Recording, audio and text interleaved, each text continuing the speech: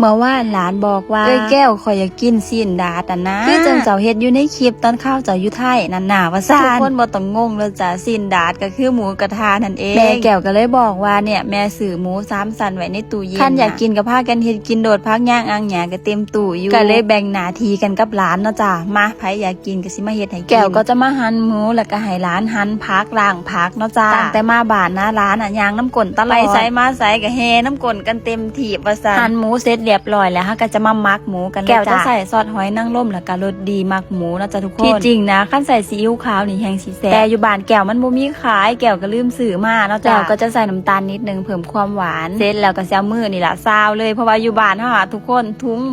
มืออีหยังก็บ่ค่อยมีเวลาเฮ็ดกับพุงกับข้าวก็สิใส่มือนี่ล่ะเป็นหลักเลยเสร็จแล้วก็สิมาตั้งหม้อกันเลยแม่เฮานี่ก็พร้อมนั่งกินแล้วทุกคนมาย่างกันเลยจ้าบอกเลยว่าทั้งย่างทั้งโดดเพราะว่าน้ำมันกระเด็นตอนย่างใหม่ๆนี่ก็มีการแบ่งกันเด้ของเจ้าของข่อยเด้อหามาแย่งของกันเด้อว่าซ่าคนนี่ก็เป็นน้องแต่บ่แม่นน้องแท้ๆที่แม่แก้วเอามาเลี้ยงตั้งแต่ข้าวน้อยๆพุ่นเนาะจ้าทุกคนเดี๋ยวแก้วจะมาเฮ็ดคลิปเราสู่ฟังเนาะจ้าว่าน้องคนนี้มาได้จังไดมาอยู่กับเฮาได้แนวใดนี่ก็คือน้ำจิ้มหมูกระทะบ้านแก้วเนาะจ้าแม่แก้วถามว่าเอ้าคือไปตักใส่ถ้วยแนวนั้นคือบ่เทใส่ถ้วยใหญ่แล้วก็มาปรุงก่อนแล้วค่อยมาแบ่งเอาก็บ่ฮู้เนาะพออยู่กรุงเทพก็กินแต่น้ำจิ้มอันซีฟู้